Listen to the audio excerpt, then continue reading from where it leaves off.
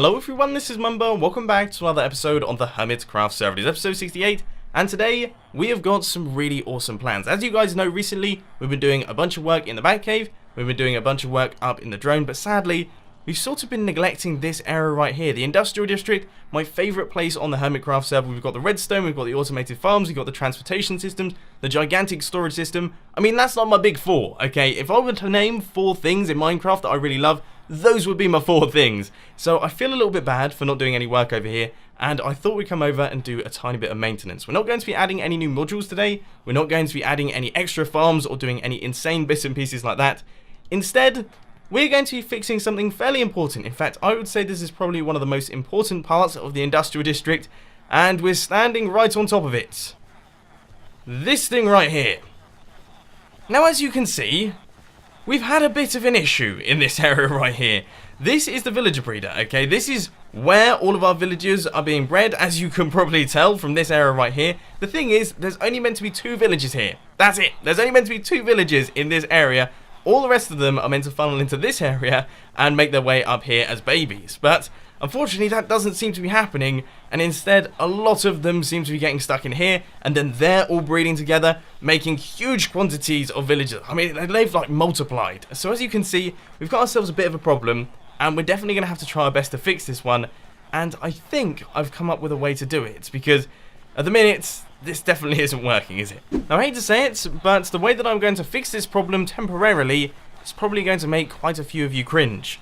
Sadly, there are too many villagers here. Our catchment area isn't working, it's not actually killing off the villagers, which means we've got far too many in this area as well. There's just too many villagers all over the place, and we're going to have to do something about that, unfortunately.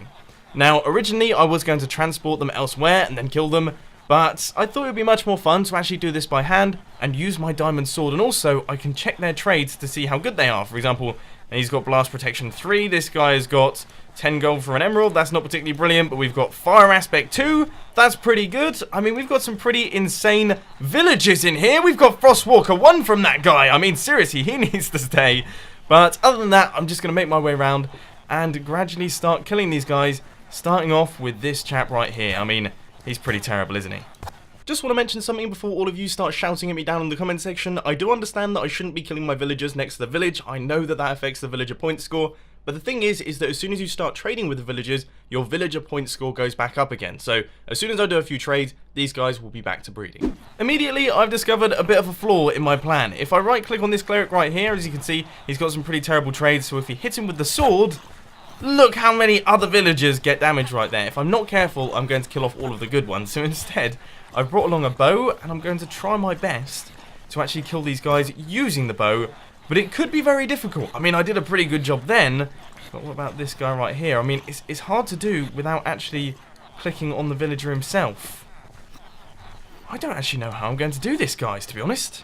Just a bit of a tip for anyone who wants to do this for themselves. Number 1, definitely wouldn't suggest doing it. It's a massive pain in the backside. But if you are going to do it, always shoot at the head. If you shoot at the head, very difficult to hit any other villagers, because of course we want to be keeping guys like this one. Let's see this guy's trade. Right, he's got lure 2, that's not too bad. This guy over here, he's got punch 2. Punch 2 for how many emeralds? 15 emeralds. That's a good trade. Right, okay, keeping him. And then I think I'm breaking 2, that's not too bad. I mean, earlier on I saw efficiency 4 for 14 emeralds. He has to stay. Okay, if this guy dies, I'm going to die, because we need him. That guy's awesome. But anyway, I'm just going to keep shooting my arrows, and eventually we'll get down to 2 villages in this area here. Eventually.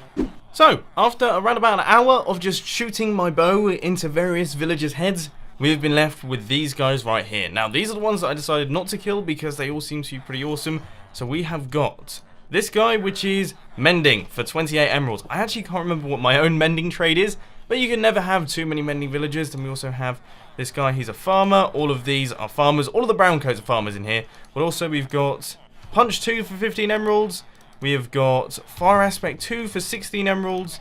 This guy's got frostwalker 1.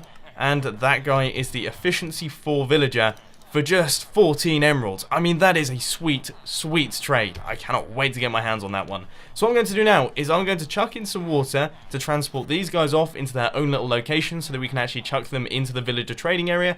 And then we're going to start work on gutting this place, killing off all of the villagers in here, and actually creating an awesome breeder. Come on, mate. Get in there with all your friends. Let's go. Off we pop. Nice and easy. What have you actually got? Fire aspect 2. Yeah, you're the one that I want. Right, come on. And in you go. Look, it's nice and cozy down there. Everyone's looking happy. Noses are looking wet. All is well. I'll be honest, guys, couldn't help myself. I checked all of the trades of all of the villages inside this area right here, and amazingly enough, not one good trade. There was one that had Silk Touch, but it was for 15 emeralds, and our current Silk Touch villager has an 11 emerald trade, which means that we don't particularly care about that one. So now all of them have been removed. It's weird, isn't it? It's almost like going back to school when there's nobody in there. It feels wrong. I'm so used to seeing this like bustling everywhere with loads of massive heads all over the place. Very strange to actually see this completely empty. But anyway, what we're going to do now is we're going to take out all of these areas right here, and we're going to replace all of the outer edges with water, so that wherever the baby villager goes, if he goes over to a wall, he will fall in the water and make his way around the system. I think, fingers crossed, that should actually work. Right now, this entire area is looking like a massive mess, but we are making good progress. I've taken out the wall, I have moved our villager breeder across by 1 block, and back by 1 block as well, and that gives us 1 block clearance going right the way around the outside, and we have now got space for our water streams, which are going to be transporting the baby villagers. Now, if you're a little bit confused as to what I'm doing here, basically we're going to have blocks going around like this, and that will stop our fully grown villagers from falling down into that area, but our baby villagers can just wander straight off, they will fall down into the water streams, and they will make their way around. Now, one thing that I have just thought, though, is that I don't know if they will actually walk off if it's 2 blocks deep. Do you know what I mean? That could be a potential issue with the design, and it's something that we're going to have to think about, because if that doesn't work, this entire thing's not going to work, and we're going to have even bigger problems, which I really don't fancy today. Right, just the final few glass blocks going in now, and I think that is everything. So we have got the wall back in place because I feel like that looked cooler. We have got all of the glass going around the outside. We've got the water going across, so that is going to transport our baby villagers around. And then over in this area right here, I've done a slight bit of remodeling, and it should now be functional. So we just need to remove all of these glass blocks here, because these are obviously horrendously ugly. We're going to replace this area with sandstone, and I think we should be good to go in terms of this thing. So let's just chuck in the final water bucket. That'll be going there. That is going to transport our villagers upwards, and then they will make their way up into that part of the system and carry across into the villager trading area. I think that's done. I mean, that's gone a little bit more smooth than I was expecting. I'm very happy with this. This is definitely the slowest method to transport villagers, but in theory, this guy should soon hit that rail and make his way up into the breeder. Here it goes. What happened there? I'm such an idiot. I'm actually such an idiot. I thought I'd placed in those. Is he now stuck? Am I actually going to be able to get him out? Thankfully I have. Oh, I thought he was going to take too much damage then. This could be an issue, because if he hits any of these rails, he's actually going to be dropped down into the killing chamber. And we definitely don't want that to happen to our lovely brown coat villager. Right, both of them are now in place. We're going to chuck the glass right there to stop anything from escaping. We're going to take out all our blocks, chuck in a few replacement sandstone blocks to stop any baby villagers from escaping. And now it is time for the moment of truth. This guy's out, and this guy is out, and of course, he has fallen through the block. Come on, mate. Get out of your little hole. I mean, seriously. And I don't have a hoe on me, which means that I can't actually retill that soil. Just everything that could possibly go wrong is going wrong today. I don't even know what to say to that. And now, we wait. This is going to be my life for however long it takes for these two to get to know each other. I've thrown potatoes in, so what more could they possibly want? I guess this guy's just being a little bit shy. In fact, he seems a little bit more interested in me. I know I'm a lovely looking chap, and I know that I have a normal sized nose and forehead, but this guy over here, he's the one for you. So just do your thing, create the baby, hopefully it will fall down here, and hopefully it will travel into the villager trading area. We have one! And he walked off! He actually just walked straight off. That was literally so fast. Did you see that, guys? I don't know if you quite got it. Slow motion replay. So here he is. This is the first baby villager created by our new villager breeding system that seems to be working beautifully. Look, check him out. Be proud of your little fella, because he is currently standing on the pressure plate, but eventually he will walk into that water stream and he will make his way round. Now, if he does grow into a full-grown villager down there, is he going to run into any problems? I don't think he is. No, I wouldn't have thought he will. There is a chance that he may struggle with this block right here, but other than that, should be absolutely fine. I might need to fix that by placing in a pressure plate there and then creating a new water stream, but other than that, yeah, this thing should be absolutely perfect, and it seems to be working wonderfully. Exactly, mate! The next mini project of today's episode is to try and get our villagers from this area right here up into the villager trading booths. Now, this shouldn't be too difficult, but I've said that for pretty much everything in today's episode, so it could prove to be a bit of a challenge. Now, we've got a powered rail right there. We will power it if we actually get ourselves a villager. Which, of course, we haven't. And now our minecart's travelled off anyway. Sometimes I love Minecraft. You know, sometimes I do. Other times I just want to burn it. After a few rather painful spillages, I think I have got this whole minecart thing worked out. Yep, that's good. It has grabbed our white coat. Let's see which one it is. Right, that is the important one. We need to make sure that this guy is safe and actually makes his way into the system. So off he pops, and they are all making their way across. This is brilliant. Excellent. So we've got our efficiency 4 villager. I've seen the infinity villager go through as well. That's a good thing. Right, let's throw in the minecart once more and see if we've got any more villagers. By the look of things, all of them have been fully cleared out. Now, I did have to break a bunch of redstone, and also 2 villagers have escaped. So I guess I've got to find those guys and chuck them in their places, and then we are actually done with this thing.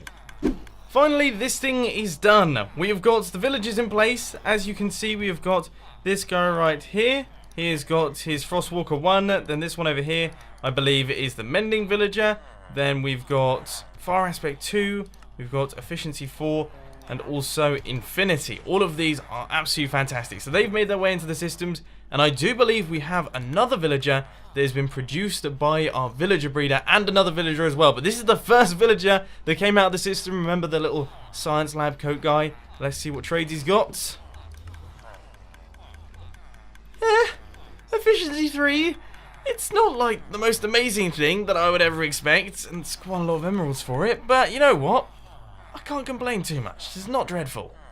Welcome to another super fast time lapse. I know you weren't really expecting this, but I thought instead of recording a clip of me explaining what I was about to do in the time lapse, I would explain what I'm doing inside the time lapse. I'm doing a little bit of a challenge or a little bit of an experiment to work out the most efficient way of trading. So right now, using my standard method, I'm going to get 1 full stack of emerald blocks. So, I hope that you've enjoyed this super fast time lapse. Obviously, this isn't the world's fastest time lapse because just recently I did a time lapse that was 11 seconds long. Now, that was really quick. This one, comparatively, is actually quite slow, and it's getting even slower the longer I keep talking. So, let's pop back onto the Hermitcraft server. Sorry about that. 1 full stack of emerald blocks have been achieved. They are in my inventory, so we now have 2 full stacks of the stuff, and they are going in this chest right here. But now I'm going to promptly take it out of the chest, and all of this stuff out of this chest, because we've got some spring cleaning to do. As you can see, we've sort of filled these things up. These were meant to be temporary chests, okay? These weren't actually meant to be here, but I placed them in while I was building the trading area. They sort of stuck around, and now they're just filled with tons upon tons of junk. And it's not even junk. Some of it's awesome. Like, we've got some pistons there. We've got some hoppers up at the top there. I'm fairly certain we've got, like, loads of pistons in one of them. Yeah, we've got a bunch of sticky pistons. And just a bunch of really useful stuff that I could probably do with keeping. So what we're going to do is we're going to transport these items from down here up into the top of the drone, which is going to take a little while, but I don't think I'll regret that. I've just had a bit of a bright idea that is actually incredibly obvious. I have spent a ton of time transporting every single item in these chests up to the drone.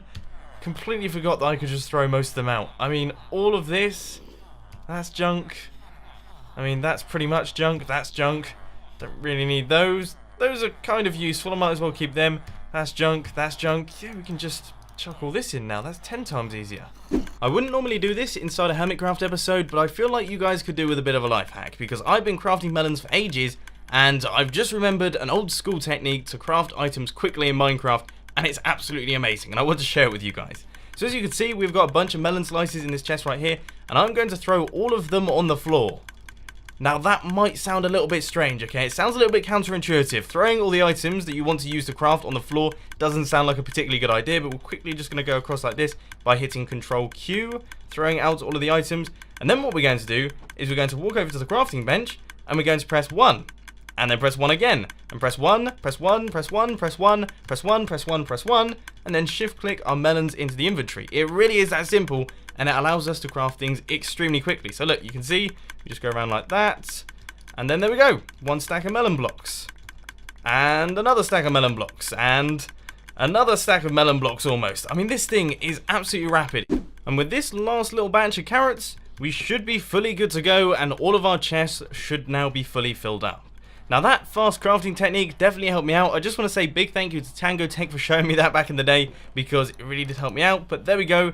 Those are all the carrots. Those are the potatoes and the melons. We've got pumpkins, pumpkins, pumpkins, and pumpkins in all of these chests. So now what we're going to do is a bit of an experiment. You guys remember earlier on I crafted 1 full stack of emerald blocks. Now that took me around about 40 minutes. What we're going to do now is try and craft another full stack of emerald blocks, and we're going to see how long it takes with all of the items very close to us.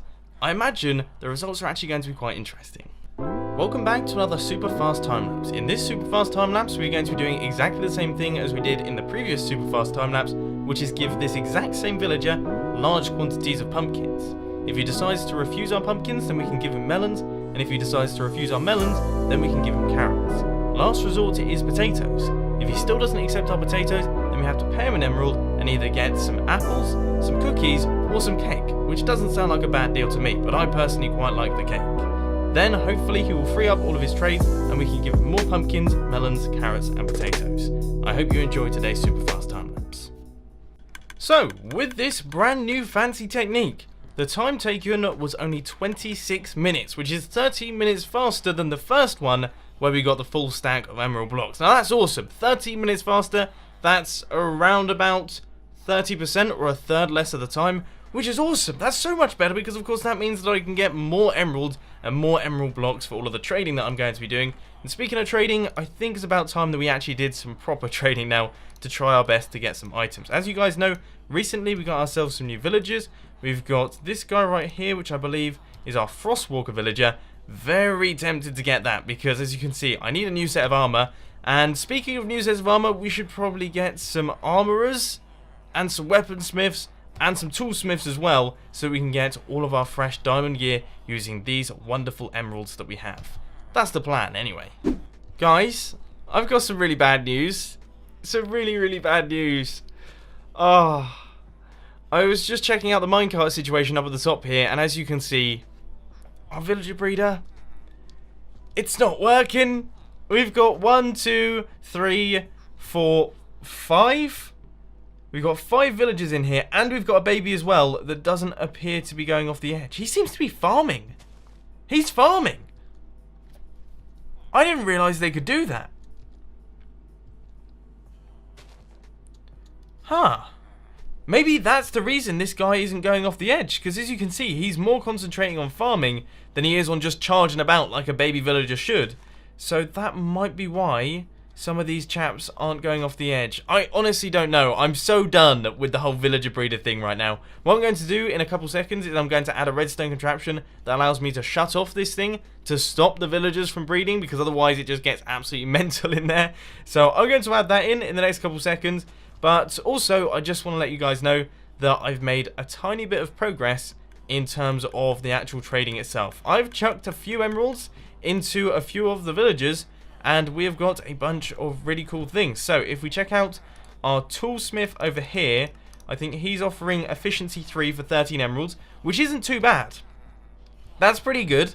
But also we have this guy over here, which I think is offering Unbreaking 2, Fortune 1. It's not amazing, but it's not awful either. And then this guy's offering efficiency 2. That's pretty terrible, to be quite frankly honest with you. But then also we've got this guy with his crazy diamond chestplate right there. And this guy over here with efficiency 3 for 14 emeralds. It's not quite as good as the guy at the front. And I think that's everything. I really need to get more toolsmiths, but unfortunately our breeder isn't working properly, which means that they're not making their way into the system. I know, massive pain in the backside. I can promise you I'm more upset than you are. May I just ask a quick question to those of you who know down in the comment section. I've created this tiny little contraption right here. We flick the lever and that cuts off the daylight access to these doors down here. So they are no longer receiving direct sunlight, which generally speaking is considered to be one of the requirements of a village. Now, does this mean that when I unload the chunks, this will stop being a village? Because if that's the case, these guys will stop breeding, and in theory, we shouldn't get the clogging problem because I'll be able to turn this off when I don't want them to breed. Is that going to work? Let me know down in the comment section. I quite like the idea. I would love it if this thing worked, but you know what? I'm not holding out too much hope. Anyway, what I'm going to do now is I'm going to pop off to the orange district. We're going to head over to the leather farm over there because, well, I want to craft up at least a few books so that we can do a tiny bit of enchanting. So here we go. This is the cow farm right here, and I've heard from a lot of the hermits that this thing is packed up to the brim with cows. Really? Today is just not my day. Have you seen the number of things that have gone wrong in today's episode? I mean, seriously. There are very few cows around here. By the look of things, that someone has beaten me to it. Now, I don't think, personally, I should really do any killing right here. Because if I did some killing, then I would pretty much wipe out the entire population of cows. And it would take ages for them to be bred back up again. So I think what I'm going to do instead is I'm going to look for some wheat. And maybe do a little bit of breeding. And then leave it. And perhaps look for some leather. Yeah, that seems like a good idea. So guys, I have taken 3 stacks of leather in exchange for 36 emeralds, and you know what? I think I'm going to up that to 45. So that's quite a few emeralds in there. Emeralds are relatively valuable. You can buy lots of things with them. Obviously, you can trade with villagers, so that's absolutely perfect. To the owner of this farm, feel free to spend those in my villager trading area. You can get mending books, you can get silk touch, you can get pickaxes, the whole lot. Just check it out in my trading area. And I've now got 3 stacks of leather right here, which should be good for a large number of books. So finally, we can actually crack on with some enchanting and get ourselves some decent gear. Hopefully this goes right. What I'm trying to do with my first few emeralds and books is I'm trying my best to unlock the new trades of the white coat villagers. So I'm going to chuck 1 emerald in there. That will give us 5 glass. And then we should, in theory, unlock a new trade. And now we're about to find out what book this guy has. Aqua Affinity! That's a good one! I'm really happy with that. I've wanted Aqua Affinity for ages, so this is brilliant. In fact, I'm actually going to chuck that in and get it straight away. 8 emeralds, Aqua Affinity, we also have a Silk Touch book right there, and Flame. I mean, that's not too brilliant, but these two are pretty awesome. So I've pretty much covered all of the trades in all of our white coat villagers. I'm just in the process of doing the final one, so he wants an emerald for 4 glass, and then we're about to find out what his last book trades are. He's got Depth Strider 3. That's not bad. That's actually quite a good one. For 27 emeralds, that is quite expensive, but I'm going to do that because I want to unlock the next book. Basically, that's how that's going to go. So let's quickly do this, and let's see what he has at the end. Feather Falling 4 for almost 50 emeralds. No, thank you. I've actually got a ridiculously good white coat over here. I think he's doing Feather Falling 4 for like 11 emeralds, so I'm going to be getting plenty of that over the next couple of days. But anyway, these are all the books that we got from the entire session, and we've got some pretty good ones in this little bunch right here. So we've got Silk Touch, we've got Aqua Affinity, Feather Falling 4, Blast Protection 4, we've got Aqua Affinity again, Frostwalker 1 twice so I can have Frostwalker 2, we've got Mending, Fire Aspect 2, Punch 2, Efficiency 4, a bunch of those. We've got Feather Falling 4 once again, Efficiency 3, Depth Strider 3, Fire Aspect, Power 1, Punch 2, Respiration 2, and Infinity. So, I think the first thing that I'm going to do is I'm going to create myself a flight bow using Infinity, Punch 2, and Mending. I'm then going to create all Mending armor with various different enchantments, and then I'm going to create an awesome pickaxe. That's the plan anyway. So, I've crafted up all of the books. We've got Punch 2, Infinity, and Mending for our bow. We've got this one for our boots, and we've got this insane little number for the helmet. And we're about to give this a go, so let's chuck these into the anvil. And we need that one. Yeah, we totally don't have enough levels for that one. How about this one? I imagine it's going to be even worse. Yes, yeah, 33 levels. Okay, that's not brilliant. How about the bow? The bow can't be that bad. I mean, no, 13 levels? Ah, that is a bit of a pain in the backside. You know what I can do? Is I can craft another pair of pants, and I can probably repair these ones. Can I? Good. Okay, 2 levels. That's my sort of style. And then we can chuck mending on those. Awesome. Okay, well, we've done one of them. But unfortunately, ladies and gentlemen, we are not going to be doing the rest of them in today's episode because I have run out of time. I have put a ton of hours into today's episode, and I apologize that some of it didn't work so well. I think I'm just going to call this episode We Tried, or It All Went Wrong, because it all seemed to go wrong. Obviously, we tried to do the villager breeder, that didn't quite work. Then we did the trading, that worked fine. Then we tried to get the leather, that didn't work so well. We tried to shut off the villager breeder using the blocks. We still don't know if that worked. And then, of course, I failed to actually enchant any items of armor, which, I mean, that's not the best track record, is it? But I hope you enjoyed the video. If you did, please sure to hit that like button. And if you really loved it, then make sure to subscribe. But thanks for watching, guys. This has been Mumbo, and I'm out. I'll see you later.